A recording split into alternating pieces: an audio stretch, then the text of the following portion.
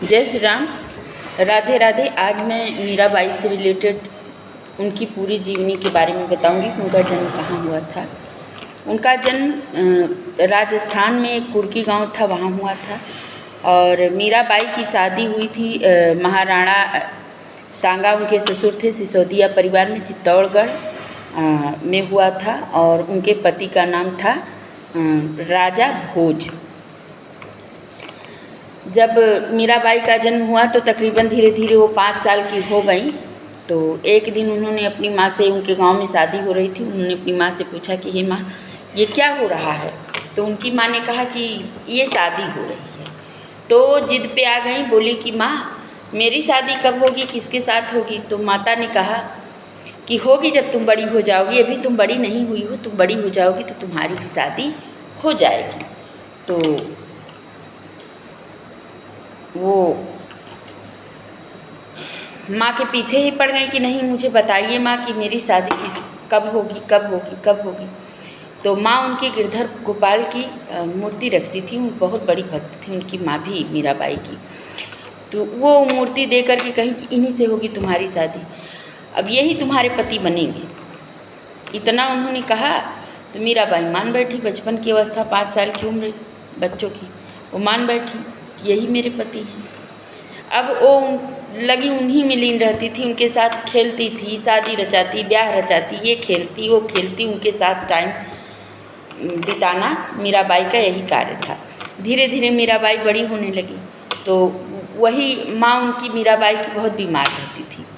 तो बहुत बीमार रहती थी तो मीराबाई ही जो भी उनकी पूजा पाठ सेवा होता था वो अपने गिरधर गोपाल का मीराबाई ही करती थी। जब मीराबाई करती थी तो जब दूध लेके जाती थी तो डेली वो दूध का कटोरा खाली हो जाता और वो अपने गिरधर गोपाल को पिला के आती। तो उनके दादा लोग सोचे कि ये मीराबाई दूध का कटोरा लेके जाती हैं उनकी बड़ी माँ, और जाती है और खाली करके ले आती है, लगता है वहीं ये पी लेती हैं। और उनकी माँ जब इतना बीमार रहती थी तो वो मर गई थी, बहुत जल्दी मीराबाई को छोड़ के चली गई थी। तो पी लेती होगी। तो जब उस मीराबाई से पूछा गया कि दूध तुम पी लेती हो, तो उन्होंने कहा नहीं, मेरे गिरधर गोपाल पीते हैं। तो सबको बड़ा ताज्जुब हुआ, बोले कि चलो मुझे दिखाओ, वो कैसे पिएंगे, मूर्ति में है। तो कहे नहीं, वही पीते हैं दाऊ जी। तो कहे नहीं, मुझे दिखाओ। तो जब लेके गई कटोरा भर के दूध तो गिरधर गोपाल के सामने रख दी, तो गिरधर गोपाल दूध पिए ही नहीं। तो उनके दादा कहने लगे कि तुम पी जाती हो, नाम लगाती हो गिरधर गोपाल का। तो बोली नहीं दादा, हम नहीं पीते, मेरे गिरधारी ही पीते हैं। तो गई गिरधर गोपाल के पास, उनके कान में बोली कि डेली तो तुम दूध पी लेते हो, आज तुम दूध नहीं पी रहे हो कि मेरे दादा लोग देख रहे हैं, सब मुझको सोच रहे हैं कि दूध मैं पी लेती हूँ, तुम कितने बड़े छलिया हो, तुम आज दूध पी लो, नहीं तुम्हें तुम्हारी माँ की कसम। तो कटोरा रखा रह गया, दूध खत्म हो गया। जब उनकी माँ की कसम मीराबाई ने उनको रख दिया तो वो पी लिए। सबको बड़ा आश्चर्य हुआ। अब सबको लगा कि मीराबाई बहुत बड़ी भक्त हैं गिरधर गोपाल की, गोविंद की। तो ये किसी को नहीं लगा कि मीराबाई की जीवनी ये होगी कि उन सब परिवार वालों ने सोचा, उनकी माँ का तो देहांत ही हो चुका था कि मैं मीराबाई की जब शादी कर दूंगा तो अपने घर परिवार में जाएगी, अपने पति के साथ रहेगी और गिरधर गोपाल की सेवा करती रहेगी। भाई हर कोई बहुत बड़ा भगवान का भक्त हो जाता है तो दिन भर पूजा पाठ में लगा रहता है, फिर भी उसके साथ गृहस्थी में वो जुड़ा हुआ है, गृहस्थी भी देख रहा है। तो भाई यही बात उनके साथ हुई। तो एक बार कहीं युद्ध में गए थे राजा भोज और किसी कारणवश मीराबाई को देख लिए थे, और एक ही बार देखे थे तो मीराबाई को पसंद कर लिए थे। जब मीराबाई को पसंद कर लिए थे तो अपने जा करके अपने राज्य में जा करके उन्होंने राजस्थान के कुर्की गांव में खत भेजा कि मुझे मीराबाई से ही शादी करनी है। तो उनका परिवार थोड़ा सा ऐसे ही मिडिल फैमिली थी, बहुत हाई फाई फैमिली नहीं थी, बस ऐसे ही थी मीराबाई का। तो सब बहुत परेशान हो गए कि भाई राजा के यहाँ से निमंत्रण आया है, हम शादी करेंगे मीराबाई की। तो राजा भोज से उनकी शादी तय कर दी गई, शादी भी हो गई। मीराबाई अपने ससुराल चली गई, अपने गिरधर गोपाल को लेके गई। अपने गिरधर गोपाल को लेके गई, जब ससुराल गई तो इतनी खूबसूरत थी मीराबाई की, सब उनके खूबसूरती से परेशान रहते थे और सास ननद देवर बहुत जलते थे मीराबाई से, क्योंकि वो इतनी सुंदर थी और राजा भोज को अपना पति नहीं बनाई थी, सिर्फ उनका सम्मान करती थी। और राजा भोज भाई राजा थे, घर में रहते नहीं थे, हमेशा बाहर रहते थे। उनको लगा कि मीरा मेरे साथ रहे, मुझे अपना बनाए या ना बनाए, मैं इसी में प्रसन्न हूँ। लेकिन भाई अब किसी कहते हैं लोग कि किसी को फोड़ोगे बहकाओगे तो भी बहक जाता है। तो रात जब होती तो मीराबाई अपने महल में नृत्य करती, भजन गाती। तो ये सास ननद सुनती थी, उनको बड़ा ताजुब लगता था कि मेरा बेटा नहीं रहता, मेरा भाई नहीं रहता, ये पता नहीं किसके साथ भजन गाती हैं कि वो करती हैं रात भर महल में क्या करती हैं। तो राजा भोज से उन लोग बताएं कि तुम तो बाहर बाहर रहते हो और मीराबाई ऐसे ऐसे कांड करती हैं। अब राजा भोज वहाँ क्या किए कि अच्छा ठीक है मैं देखूँगा। वो फॉलो करने लगे, मीराबाई को देखने लगे। तो देखा, मीराबाई का गीत सुना, नृत्य सुना, तो वो मंत्र मुग्ध हो गए, जैसे वो भजन सुन के, वो उनका वीणा सुन के, उनका नृत्य देख के। तो सुबह हुई तो सबसे पहले मीराबाई के सामने आए, कहे कि जो नृत्य तुम रात को करती हो और अपने गिरधर गोपाल के सामने वही नृत्य करके तुम मुझे दिखाओ, जो तुम मुझसे मांगोगी वो मैं तुम्हें दूंगा। तो मीराबाई तो पहले तैयार नहीं हो रही थी, क्योंकि वो अपने ही गिरधारी के सामने ये सब करती थी और किसी के सामने नहीं, और बड़े पर्दा में रहती थी। कभी उनको राजा भोज को पूरा मुखड़ा भी अपना मीराबाई ने नहीं दिखाया था, बस थोड़ा सा झलक देख लेते थे। तो ये बात मीराबाई मान गई। क्यों मान गई? सोचने विचारने पर कि मैं इनको अपने जीवन से मुक्त कर दूंगी, ये अपनी गृहस्थी को बसाएं, मेरे नाम पे अपने जीवन को जो बर्बाद कर रहे हैं ये भी अपनी गृहस्थी बसाएं, मुझको आज़ाद कर दें। तो वो राजा भोज के सामने लगी भजन कीर्तन करने, नृत्य करने। अब राजा भोज को ऐसे महसूस हुआ जैसे उनको भगवान श्री कृष्ण की छवि दिख गई हो, वो बेसुध हो गए। जब वो बेसुध हो गए तो उनकी बहन और माँ ने जब देखा कि मेरा लड़का गिरा पड़ा है और मीराबाई तो अपने ही भजन कीर्तन में मगन है, वो देख ही नहीं रही हैं कि राजा भोज की स्थिति क्या है। उनकी माँ और बहन परेशान हो गई। वो लेके गई, लगी मीराबाई को गाली देने की, कल मुही जब से आई है मेरे घर में मेरे बेटे को खा ले रही है, मेरे बेटे को परेशान कर रही है, मेरे बेटे को मैं अपना नहीं बनाई है, ये पता नहीं किसके साथ ये करती है वो करती है, बड़ी गाली, बड़ी तमाम प्रकार की आलंचन। तो धीरे धीरे जब सुबह हो गई तो राजा भोज को होश आया, तो सबसे पहले भागते हुए, उनको सब याद आने लगा, भागते हुए मीराबाई के पास गए।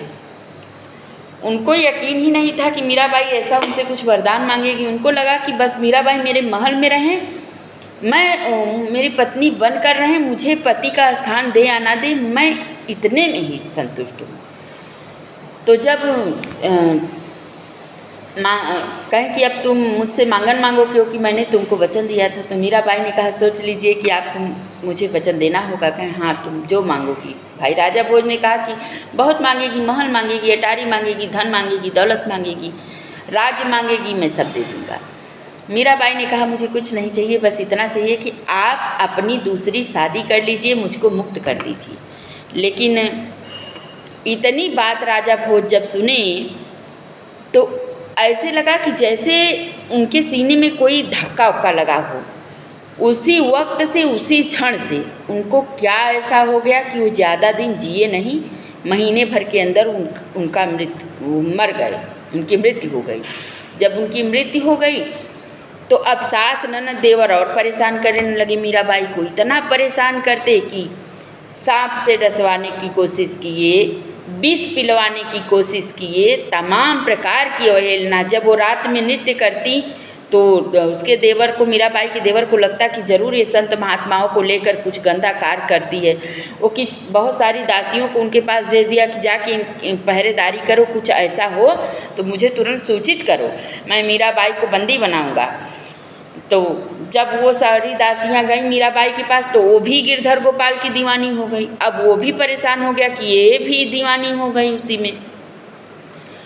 तो फिर उनके ननद का लड़का, मीराबाई इतनी खूबसूरत थी कि उसके मन में खोट था।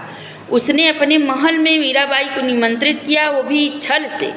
ऐसे निमंत्रित किया कि मीराबाई को बुलाया कि यहाँ बहुत सारे संत और महात्मा आए हुए हैं, मीराबाई से बोलो, दासी को भेजा कि बोलो कि आके उनसे मुलाकात करें, और संत लोग भी उनसे मिलना चाहते हैं।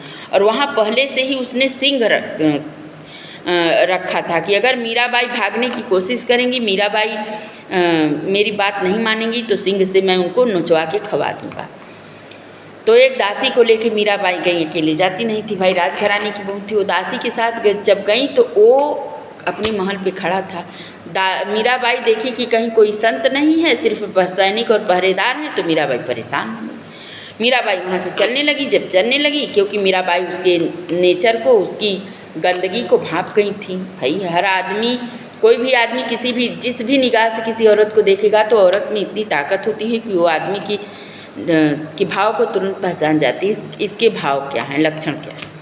अब वहाँ से ज्यों ही निकलने की कोशिश की, वो सिंह को छुड़वा दिया। जब सिंह छुड़वाया तो दासी डर के मारे पीछे हो गई मीराबाई के। मीराबाई से कही वो सिंह आ रहा है। मीराबाई ने कहा चुप रहो, खड़ी हो जाओ, सिंह नहीं आ रहा है, नरसिंह भगवान आ रहे हैं। जब मीराबाई के सामने शेर आया तो उसकी आरती उतारी, पूजा करी, उसका पैर पड़ी, उससे प्रार्थना की, तो सिंह वहाँ से तुरंत चला गया। और ज्यों ही सिंह गया तो जितने सैनिक थे सारे सैनिकों का पेट फाड़ करके उस भांजे को भी खा लिया। अभी और हाहाकार मच गया कि ये बहुत बड़ी जादूगरनी है। उसकी ननद रोने लगी, सास सब परेशान, अब क्या करूं। लगता है कि ये गिरधर गोपाल ली है, यही जादू करता है, इसी के अंदर कोई जादू है। तो एक दिन मीराबाई सो रही थी, तो वो अपनी नटवर लाल को वहीं रख के सोती थी। तो उनका देवर और ननद सास ने सोचा कि इन्हीं को मैं फेंकवा देती हूँ, तब शायद ये इसकी चित्तवृत्ति बदल जाए। तो वो सो रही थी मीराबाई, अब भगवान की ही लीला तो थी, तभी तो सो गई थी। और वो देवर जो था वो लेके गया वहीं, उनका नदी था, उसी नदी में उनके गिरधर गोपाल की मूर्ति को डाल दिया। अब जब वो सो के उठी तो व्याकुल हो गई, लगी रोने, लगी चिल्लाने, लगी हर जगह ढूंढने, और ढूंढने के बाद वो परेशान हो गई। जब वो परेशान हो गई तो वो फिर उनकी एक दासी ने बताया कि चलो एक गुरु हैं, उन्हीं के पास चलते हैं, वो बता देंगे कि तुम्हारे गिरधारी कहाँ हैं। तो कौन गुरु हैं? तो ये हुआ कि एक रैदास आए हैं गुरु। तो मीराबाई उनको पहले से जानती थी, और मीराबाई सोची कि मैं जाऊंगी तो ये हमारे गिरधर गोपाल को बता देंगे। जब मीराबाई उनको मिलने के लिए गई तो उन्होंने साफ मना कर दिया कि मैं किसी भी नारी से नहीं मिलता। तो मीराबाई ने कहलवाया कि जाके रैदास से पूछो कि वो कब पुरुष थे। एक पुरुष को जन्म देने वाली एक नारी है, उनसे पूछ के आओ कि वो पुरुष कब थे। जब इतनी बात उनके कानों में पड़ी तो आ करके वो मीराबाई के चरण पर गिर पड़े। तो मीराबाई ने कहा नहीं, आप मेरे गुरु हो, मैं आपको यहाँ गुरु बनाने आई हूँ। मेरे गिरधर गोपाल कहीं खो गए हैं, आप उनका पता मुझे बता दो। तो वो कहे कि मैं उनका पता नहीं बता सकता, वो खुद लोगों को पता बताते हैं, वो कहाँ हैं, उनकी क्या लीला है, ये खुद ही मीराबाई तुम्हें ये मार्गदर्शन हो जाएंगे। तो उनको आभास जैसे हुआ, और जिसने देखा था उसने आके धीरे से बताया कि वो नदी में फेंकवा दिया गया है, तुम्हारे देवर ने फेंकवा दिया है। अब वो भागते हुए उस नदी में गईं, ऐसे छलांग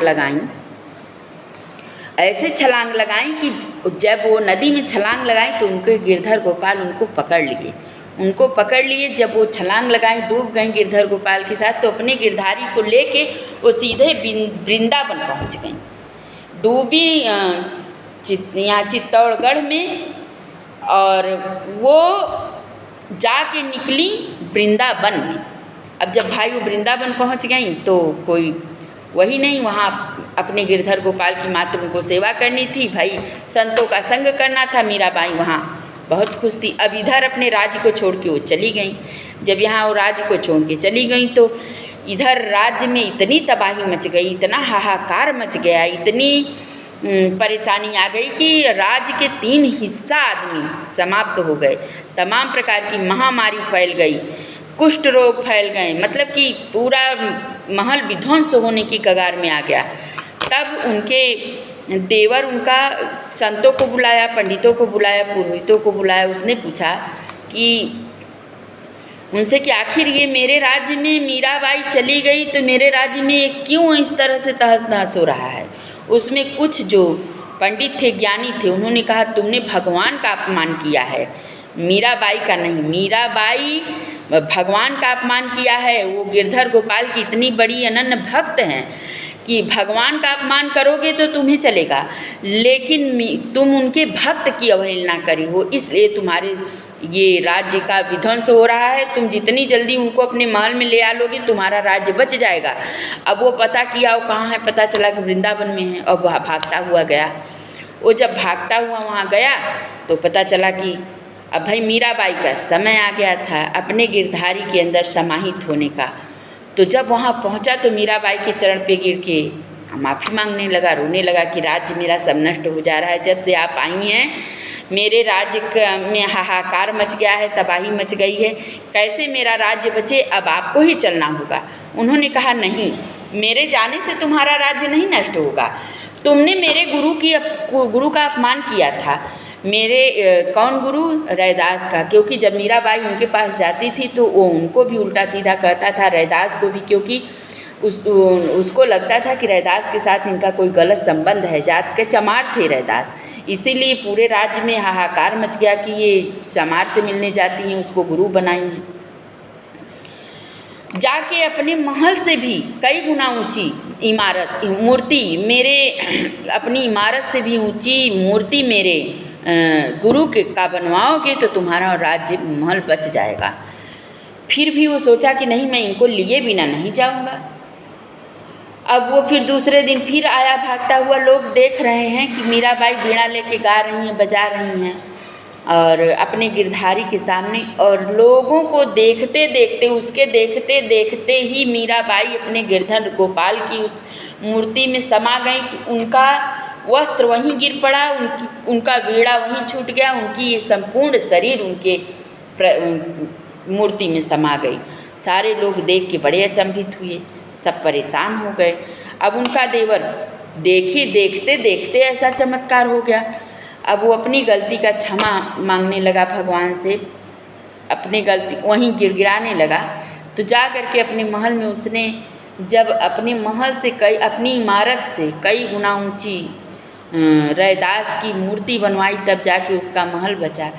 ये कथा आज मीराबाई के जीवन पर था।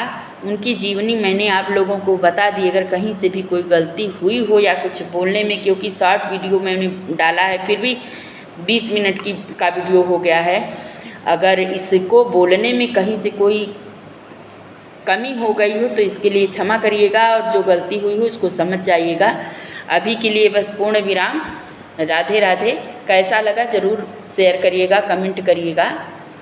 मेरे जीवन का यही उद्देश्य है कि हमारे बात के माध्यम से, हमारे मार्गदर्शन से, अगर राम का नाम और राधे कृष्ण का नाम जितने लोग लेंगे उसमें उनके साथ साथ मेरा भी कल्याण है। तो इसलिए मैं चाहती हूँ कि मेरी ये बात सुनकर सब लोग परमार्थ की ओर आ जाओ, क्योंकि ये जो कलयुग हाहाकार मचाया है, इसमें बस एक ही ऐसी चीज़ है जिससे हमें बचा जा सकता है, जिससे हम बच सकते हैं, मात्र भगवान का भजन है, राम का नाम है। अगर मरने के बाद राम राम सत्य है तो जीते जीते क्यों ना राम राम सत्य किया जाए। इसलिए बस मेरी यही प्रार्थना है कि आप लोग भी भगवान को भजा जरूर करो। जय श्री कृष्ण।